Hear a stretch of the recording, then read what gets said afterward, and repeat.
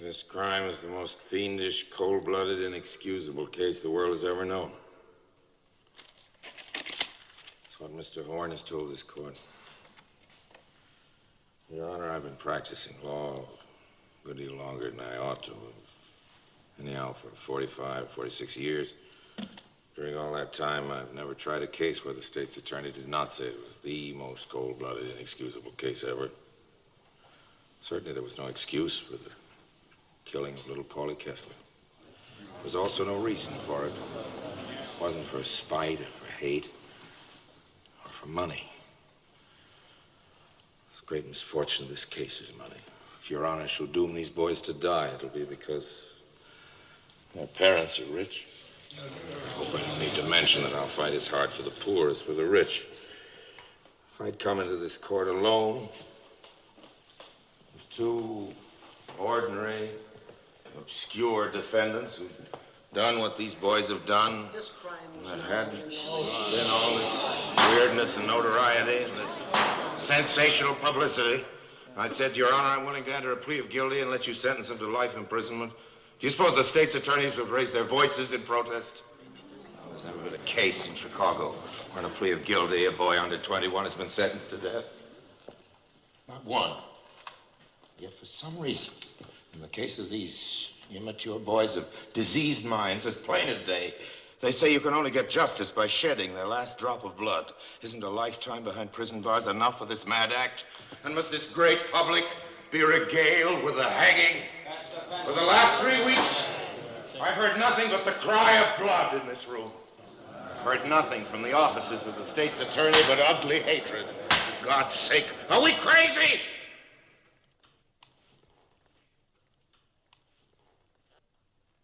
If you hang these boys, it will mean that in this land of ours, a court of law could not help but bow down to public opinion. As cruel a speech as he knew how to make, the state's attorney has told this court that we're pleading guilty because we're afraid to do anything else. Your Honor, that's true. So, of course, I'm afraid to submit this case to a jury where the responsibility must be divided by 12. No, Your Honor. If these boys must hang, you must do it. It must be your own deliberate, cool, premeditated act.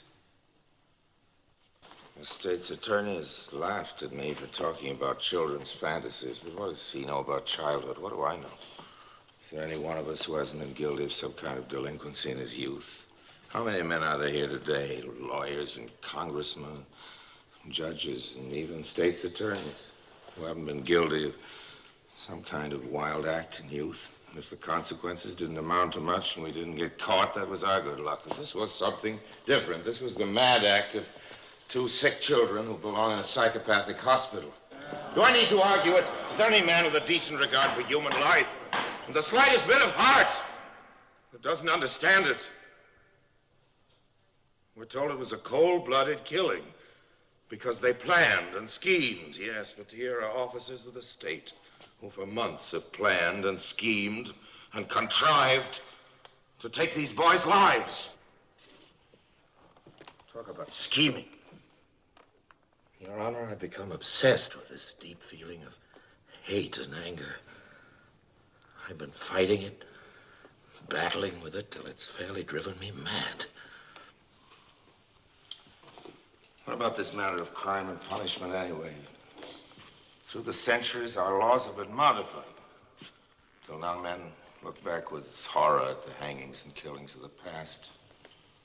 It's been proven that as the penalties are less barbarous, the crimes are less frequent. Do I need to argue with Your Honor that cruelty only breeds cruelty? That every religious leader who's held up as an example has taught us that if there's any way to kill evil, it's not by killing men. And if there's any way of destroying hatred and all that goes with it, it's not through evil and hatred and cruelty. It's through charity, love, understanding. This is a Christian community. So-called. Is there any doubt that these boys would be safe in the hands of the founder of the Christian religion? I think anyone who knows me knows how sorry I am for little Paulie Kessler. And knows that I'm not saying it simply to talk. Artie and Judd enticed him into a car, and when he struggled, they hit him over the head and killed him. They did that. They poured acid on him to destroy his identity and put the naked body in a ditch. And if killing these boys would bring him back to life, I'd say, let them go. And I think their parents would say so, too.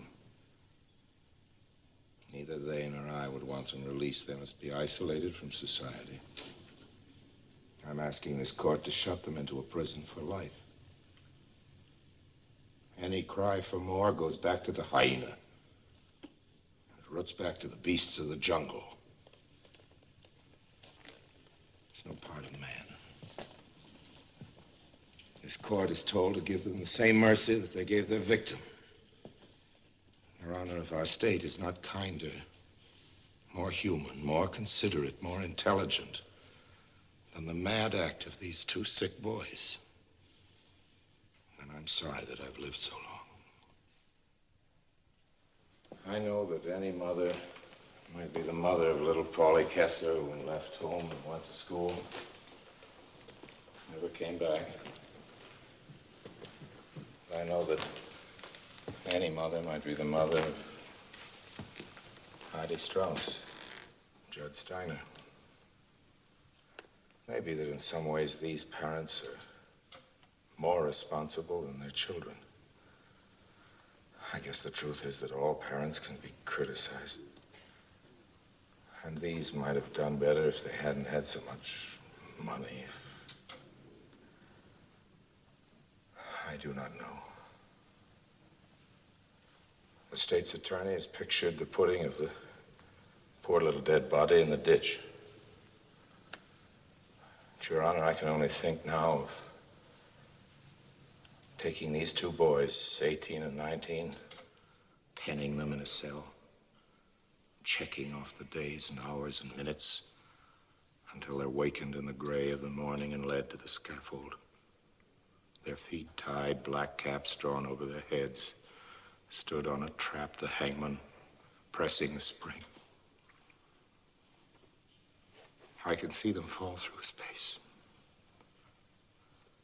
I can see them stopped by the rope around their necks. It would be done, of course, in the name of justice.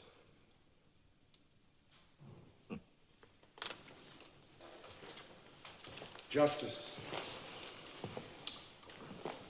Who knows what it is? Do I know? Does Your Honor know? Can Your Honor tell me what I deserve? Can Your Honor appraise yourself and say what you deserve?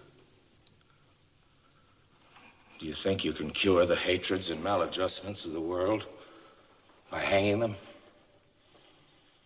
Mr. Horn says that if we hang Hardy and Judd, there'll be no more killing. The world has been one long slaughterhouse from the beginning until today. And the killing goes on and on and on. Why not read something? Why not think instead of blindly shouting for death? Kill. Because everybody's talking about the case. Because their parents have money. Kill them. Will that stop other sick boys from killing? No.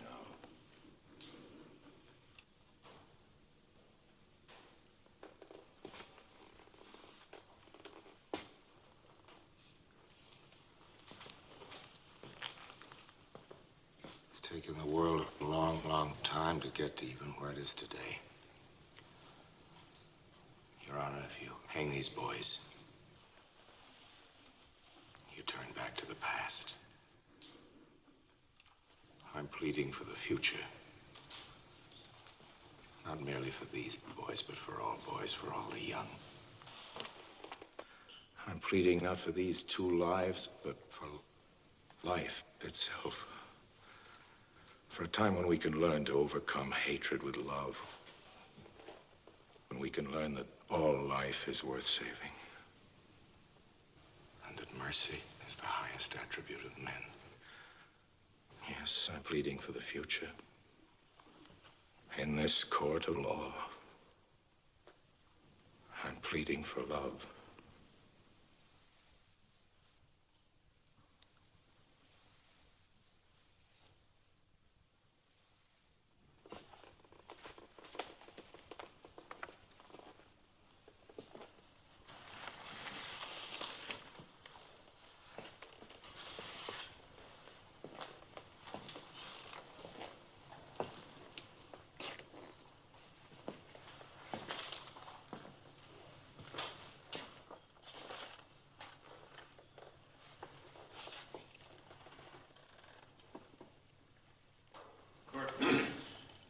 Court stands in recess until 10 o'clock tomorrow morning.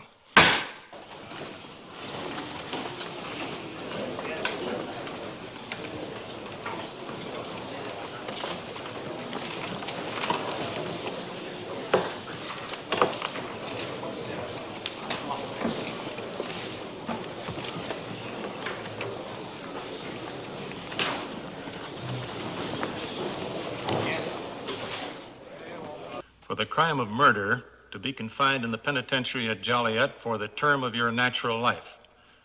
For the crime of kidnapping for ransom, to be confined in the penitentiary at Joliet for 99 years. The sentence is to run consecutively. Court is adjourned. So we sweat through 3 months of misery just to hear that.